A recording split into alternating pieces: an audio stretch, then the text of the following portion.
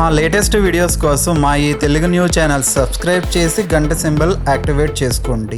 2024లో April 9వ తేదీన ఉగాది పండుగ రాబోతోంది.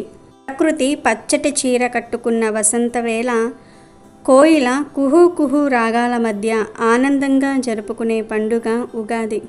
ఉగాది పేరులోనే పచ్చదనము, వసంత చైతన్యం దాగి ఉన్నట్లుగా అనిపిస్తుంది. యుగానికి ఆది కాబట్టి యుగాది అంటాం.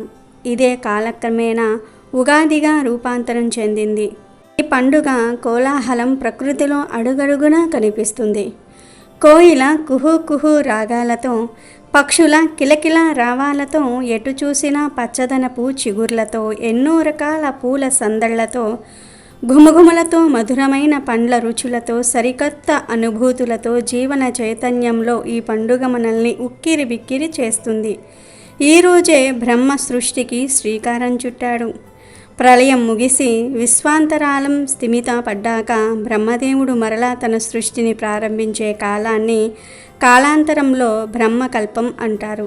ఇలా ప్రతి కల్పంలోనూ మొదట వచ్చే కాలాన్ని యుగం అని, దాని తొలి రోజును యుగాది అని, అంటే యుగానికి తొలి సమయంగా, ప్రారంభంగా ఉగాది అని పిలుస్తాం. ఈ మహోన్నత పర్వదినం తెలుగువారి పంచాంగం ప్రకారం నూతన వర్షంలోని చైత్రమాసంలో ఆరంభం కావటం వల్ల దీన్ని తెలుగు సంవత్సరానికి ఆరంభంగా చూస్తాం. ప్రకృతిలో మార్పు ఈ రోజున గణనీయంగా కనిపిస్తుంది. అయితే ఉగాది రోజు ఒక్కసారైనా సరే ఆవు కనిపిస్తే ఈ మాట అనండి చాలు, తరతరాలు తిన్నా తరగని ఆస్తి, ఐశ్వర్యము వస్తాయి. కష్టాలు, దరిద్ర బాధలు అన్నీ కూడా పోతాయి. బాధలు, సమస్యలన్నీ కూడా పోతాయి. మీ జీవితం అద్భుతంగా మారుతుంది. పట్టిందల్లా బంగారం అవుతుంది. రాజయోగం పడుతుంది. ఇక మీకు అన్నీ శుభాలే జరుగుతాయి అని పెద్దలు చెప్తూ ఉన్నారు. మరి ఉగాదిలోపు గోవు కనిపిస్తే ఏం చేయాలి అనే విషయాన్ని ఇప్పుడు మనం ఈ వీడియోలో వివరంగా తెలుసుకుందాం. ఫ్రెండ్స్, ఫస్ట్ అయితే ఈ వీడియోకి ఒక లైక్ కొట్టి మా ఛానల్ని సబ్స్క్రైబ్ చేసుకోవటం మర్చిపోవద్దు. పరమాత్మ రూపమైన గోవును సంరక్షించటం మన బాధ్యత. సనాతన కాలం నుంచి మానవుని సంపద వృద్ధి పొందాలంటే గోవును పూజించమని ఋషులు, పెద్దలు చెప్పేవారు. నేటి విజ్ఞానవేత్తలు కూడా ఆరోగ్య అభివృద్ధి, ఐశ్వర్య అభివృద్ధి జరగాలంటే కేవలం గో సంపదను పెంచుకుంటే చాలు అంటున్నారు. గో సంపద ఉన్నవాళ్ళు ఆయురారోగ్యాలతోనూ అష్టైశ్వర్యాలతోనూ ఉంటారనేది శాస్త్రరీత్యా కూడా యథార్థమే అని చెప్తూ ఉన్నారు.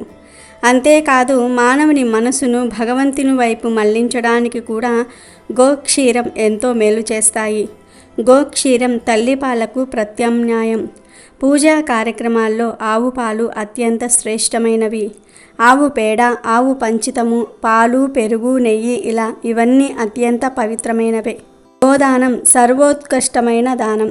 ఎవరైతే గోదానం చేస్తారో వారు గోవు శరీరంలో ఎన్ని వేల రోమాలైతే ఉంటాయో అన్ని వేల సంవత్సరాలు స్వర్గలోకంలో నివాసం చేస్తారని పురాణాలు చెప్తూ ఉన్నాయి. గృహప్రవేశ సమయంలో గోవును ముందుగా గృహంలోనికి తీసుకువెళ్ళటం మన ఆచారం. గోవును రక్షించటం అంటే పరమాత్మను పూజించటమే. ప్రకృతి, మానవుడు పరస్పర పోషితాలు గనుక ప్రకృతిలో భాగమైన గోవును సంరక్షించటం మానవుని కర్తవ్యమే. ఆవు పుట్టుక గురించి శతపథ బ్రాహ్మణంలో ఉంది. దక్ష ప్రజాపతి ప్రాణి సృష్టి చేసిన పిమ్మట కొంచెము అమృతమును త్రాగిన తర్వాత ఆయన ఎంతో సంతృప్తి చెందారు. ఆ సమయంలో వారి శ్వాస ద్వారా సుగంధము వెలువడి అంతటా ప్రసరించినది. ఆ శ్వాస నుండి ఒక ఆవు జన్మించినది. సుగంధము ద్వారా జన్మించుట వలన దక్ష ప్రజాపతి దానికి సురభి అని పేరు పెట్టారు.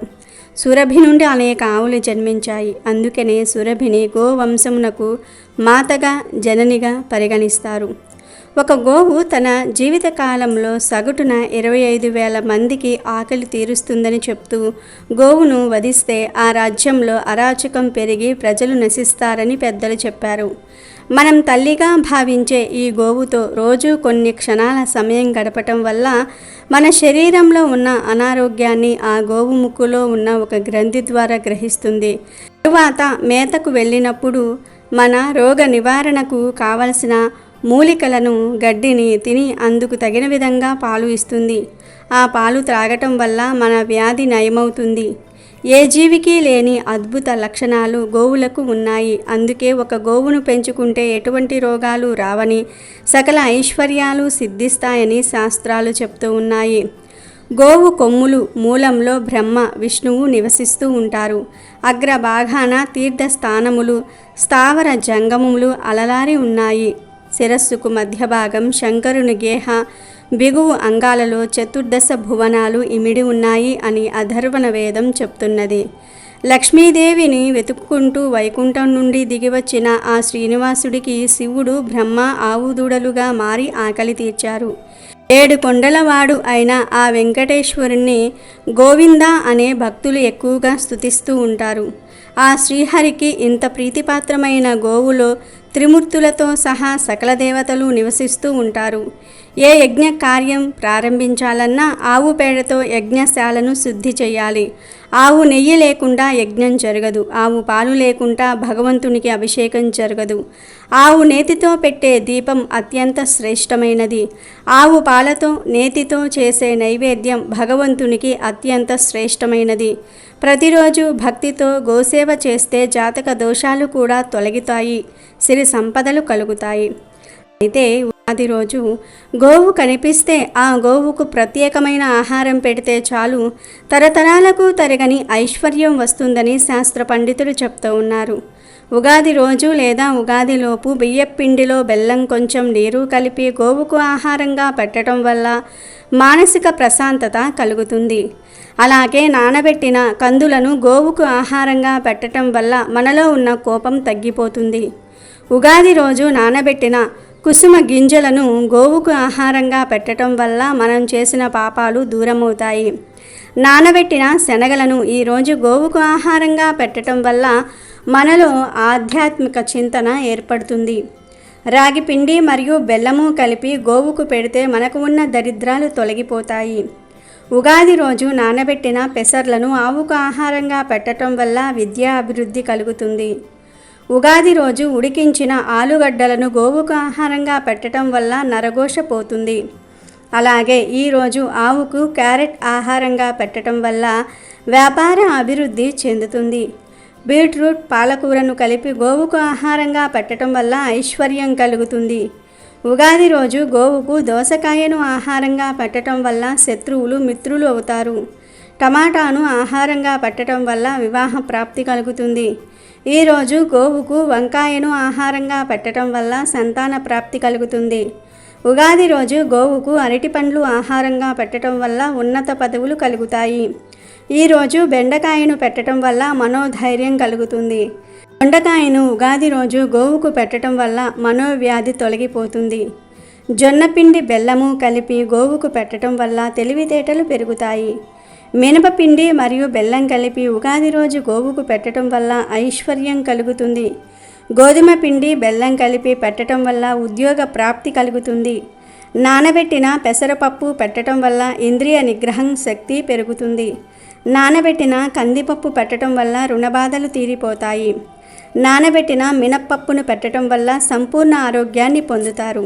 పచ్చి శనగపప్పు పెట్టడం వల్ల కుటుంబ కలహాలు దూరమవుతాయి. శనగపిండి, బెల్లం కలిపి పెట్టడం వల్ల కోర్టు వ్యవహారాలలో విజయం పొందుతారు. ఉగాది రోజు గోవుకు నానబెట్టిన పొట్టు పెసరపప్పు పెట్టడం వల్ల బుద్ధి కుశలత కలుగుతుంది. ఉగాది రోజు ఆయా పదార్థాలను భక్తితో గోవులకు సమర్పించుకుంటే మీకు ఉన్న సమస్యలు సులభంగా పోతాయి. తరతరాలకు తరగని ఐశ్వర్యం వస్తుంది. తెలుగు ప్రజలు జరుపుకునే ముఖ్యమైన పండుగల్లో ఉగాది కూడా ఒకటి. వసంత ఋతువు వచ్చిందని తెలియజేసే పండుగ ఇది. ఈ సమయంలో ఎటు చూసినా పచ్చని ప్రకృతి మనకు దర్శనమిస్తుంది. కోయిలలు కుహు కుహు రాగాలతో వీణుల విందు చేస్తూ ఉంటాయి. అయితే నిజానికి ఉగాది పండుగ తెలుగు సంవత్సరాది. కొత్త తెలుగు సంవత్సరం ఇదే రోజు ప్రారంభమవుతుంది. అలాగే తెలుగు నెలలు ప్రారంభమయ్యేది కూడా ఉగాది పండుగతోనే. అందుకనే దాన్ని మొదట్లో యుగాది అని పిలిచేవారు, కానీ అది క్రమేణా ఉగాది అయ్యింది. బ్రహ్మదేవుడు సృష్టి ప్రారంభించిన రోజునే ఉగాది అని పిలుస్తారు. చైత్రశుద్ధ పాడ్యమి కావటంతో ఆ రోజు బ్రహ్మదేవుడు సృష్టి ప్రారంభించాడు. దీంతో అదే రోజును యుగానికి ఆరంభం అని, యుగాది అని, ఉగాది అని పిలుస్తూ వస్తూ ఉన్నారు. ఈ రోజున తెలుగు ప్రజలు తెలుగు సంవత్సరాదిని జరుపుకుంటూ ఉంటారు. ఉగాది రోజున ఏ పని ప్రారంభించినా నిర్విఘ్నంగా కొనసాగుతుందని పెద్దలు చెప్తూ ఉంటారు. ఉగాది రాబోతూ ఉంది. తెలుగు సంవత్సరాది ప్రారంభం కనుక ఈరోజు పొరపాటున కూడా కొన్ని తప్పులు చేయకూడదని పండితులు అంటూ ఉన్నారు. ఈరోజు తప్పనిసరిగా ఉగాది పచ్చడి తినాలి. ఇంతటి పవిత్రమైన రోజు ఉపవాసం ఉంటే చాలా మంచిది. ఉపవాసం ఉండకపోయినా తప్పేమీ లేదు. కానీ పొరపాటున కూడా ఈరోజు మాంసాహారం తినకూడదు. అలాగే నెలసరిలో ఉన్నవారు ఉగాది రోజు పూజలు చేయకూడదు. ఎలాంటి పూజలలో పాల్గొనకూడదు. నెలసరిలో ఉన్నవారు ఉగాది పచ్చడి మాత్రం తినవచ్చు. దానిలో తప్పేమీ లేదు. ఉగాది రోజు సూర్యోదయానికి పూర్వమే నిద్రలేవాలి. సంవత్సరం ప్రారంభమయ్యే ఈరోజు సూర్యోదయ సమయంలో పడుకుని ఉన్నారంటే సంవత్సరమంతా కూడా దరిద్రం అనుభవిస్తారు. మీ శరీరాన్ని బద్ధకం ఆవహిస్తుంది. ఏ పని చేసినా అపజయాలే ఎదురవుతాయి. అదేవిధంగా ఈ ఉగాది రోజు భార్యాభర్తలు సంగమించకూడదు. అంతేకాదు ఉగాది రోజు ఎవ్వరితో గొడవలు పడకూడదు. ముఖ్యంగా ఇంట్లో భార్యాభర్తలు వాదనలు ఆడుకోకూడదు. పిల్లలను తిట్టకూడదు. ఉగాది రోజు ఏ ఇతర జీవిని హింసించకూడదు. ముఖ్యంగా గోవులను కొట్టకూడదు. ఈరోజు గోవులను పూజించాలి. ఈరోజు గోవుకు పచ్చటి రంగులో ఉండే ఆహారం తినిపిస్తే మీ కుటుంబం 10 కాలాల పాటు పచ్చగా ఉంటుంది. ఉగాది రోజు కుటుంబంతో సంతోషంగా ఉండాలి. వీలైనంత వరకు ఇష్టదైవం నామాన్ని స్మరించుకోవాలి. అలాగే ఉగాది రోజు ఆడవారు ఏదైనా గుడికి వెళ్ళినప్పుడు జుట్టు విరబూసుకుని వెళ్ళకూడదు. చక్కగా జడ వేసుకుని వెళ్ళాలి. ఈరోజు స్నానం చేయకుండా అపరిశుభ్రంగా ఉంటే మహాపాపం మూట కట్టుకున్నట్లే అవుతుంది. ఉగాది రోజు తప్పక ఈ నియమాలను పాటించాలి. అంతేకాకుండా ఉగాది రోజు సూర్యోదయానికి పూర్వమే నిద్రలేచి స్నానం చేసి ముందుగా స్టవ్ను తుడిచి కుంకుమతో బొట్లు పెట్టి, పసుపు రాసి కుంకుమతో బొట్లు పెట్టి గంధంతో కూడా అలంకరించి ఒక పుష్పాన్ని స్టవ్ దగ్గర ఉంచాలి. ఆ తర్వాత మీరు వంట కార్యక్రమాన్ని మొదలు పెట్టాలి. కనుక ప్రతి ఒక్కరూ కూడా ఉగాది రోజు ఈ నియమాలను తప్పకుండా పాటించండి. ఉగాది రోజు తెలియక ఈ పొరపాట్లు చేస్తే సంవత్సరమంతా కూడా దరిద్రం అనుభవించాల్సి వస్తుంది. కనుక జాగ్రత్తగా ఉండండి. భారతీయుల యొక్క ప్రతి పర్వదినము ఔచిత్యవంతంగా ఉంటుంది. ప్రకృతిలోని మార్పులకు అనుగుణంగా మనం ఈ పర్వాలను చేసుకుంటూ ఉంటాము. ఉగాది రోజు నింబ భక్షణం అనే ప్రసాదాన్ని తీసుకుంటాము. నింబ అనగా వేప. ఆ సమయంలో వచ్చిన కొత్త చిగుర్లు షడ్రుచులను మేళవింపజేసుకొని పచ్చడిగా తీసుకుంటూ ఉంటాము. షడ్రుతు సంకేతమైన షడ్రుచుల సమ్మేళనం ఉగాది పచ్చడి. ఇందులో దేవీ వృక్షముల యొక్క సారమున్నది. మామిడి, వేప, బెల్లం అనేవి 3 దేవతా ద్రవ్యములు. అభ్యంగన స్నానము చేసి నూతన వస్త్రముల ధారణ చేసి భగవతారాధన చేసి గుమ్మాలకు మామిడాకుల తోరణాలు కట్టి గడపలకు పసుపు కుంకుమలు పెట్టి దీపారాధన చేసి భారతీయులు శుభాకాంక్షలు చెప్పే తీరులో పవిత్రత ఉంది. కాబట్టి ఆ వాతావరణం నుంచి వచ్చే కోరిక తప్పకుండా ఫలిస్తుంది. కనుక భారతీయుడు ఉగాది శుభాకాంక్షలు చెప్పటంలో ఒక సార్థకత ఉంది. మన జీవితంలోని ఎగుడు దిగుడులను కూడా మనం సమంగా తీసుకోవాలని తెలిపేదే ఉగాది పచ్చడి. తీపి, వగరు, పులుపు, చేదు, ఉప్పు, కారం కలగలిసినదే ఉగాది పచ్చడి. జీవితం కూడా అంతే. అన్నిటినీ ఆస్వాదించినప్పుడే సంతోషంగా ఉంటాము. ఉగాది భావాన్ని తెలిపేది ఉగాది పచ్చడి. షడ్రుచుల సమ్మేళనంగా చేసే ఈ పచ్చడి జీవితంలో జరిగే వివిధ అనుభవాలకు ప్రతీక. జీవితం అన్ని అనుభవములు కలిగినదైతేనే అర్థవంతం అని చెప్పే భావం ఇమిడి ఉంది. పచ్చడిలో ఉండే ఒక్కొక్క పదార్థం ఒక్కొక్క భావానికి, అనుభవానికి ప్రతీక. బెల్లము, తీపి ఆనందానికి సంకేతం. ఉప్పు జీవితంలో ఉత్సాహానికి, రుచికి సంకేతం. వేప పువ్వు చేదు, బాధ కలిగించే అనుభవాలకు సంకేతం. చింతపండు పులుపు, నేర్పుగా వ్యవహరించవలసిన పరిస్థితులకు సంకేతం. పచ్చిమామిడి ముక్కలు పులుపు, కొత్త సవాళ్లకు సంకేతం. మిరప పొడి కారం, సహనం కోల్పోయేట్టు చేసే పరిస్థితులకు సంకేతం.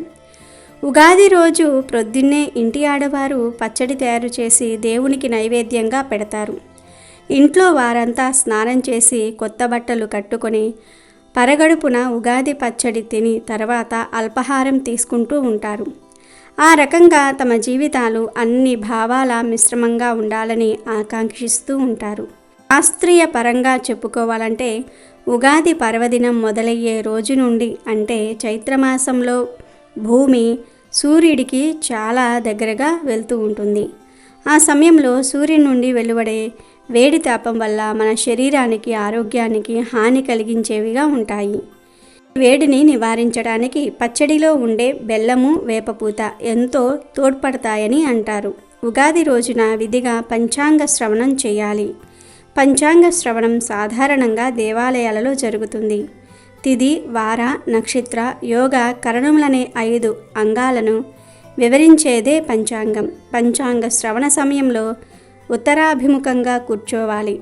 పంచాంగకర్త నవనాయకులు, ఉపనాయకులు, వారికి ఆధిపత్యం వహించే గ్రహాలు, వాటి ద్వారా సంవత్సరంలో కలిగే ఫలితాలతో పాటు సంక్రాంతి పురుషుడి లక్షణాలు, ఫలాలు, వివిధ నక్షత్రాలు, రాసుల వారి రాశి ఫలాలు, ఆదాయ వ్యయాలు, రాజ్యపూజ అవమానాలు సవివరంగా తెలియజేస్తారు. దీనివల్ల ప్రతి మానవుడు ఆదాయాన్ని మించి వ్యయం చేయకుండా తొందరపాటు చర్యలతో అవమానాల పాలు పడకుండా జాగ్రత్త పడతాడు. అంతేకాదు గ్రహాల గమనాన్ని అర్థం చేసుకొని వాటికి తగిన విధంగా జీవన గమనాన్ని మార్చుకుంటూ అభివృద్ధిని సాధిస్తాడు. అమెజాన్లో బెస్ట్ డిస్కౌంట్స్ కోసం వీడియో డిస్క్రిప్షన్లో లింకు ఉంది, చూడండి. అలాగే మా టెలిగ్రామ్ ఛానల్ సబ్స్క్రైబ్ చేసుకోండి.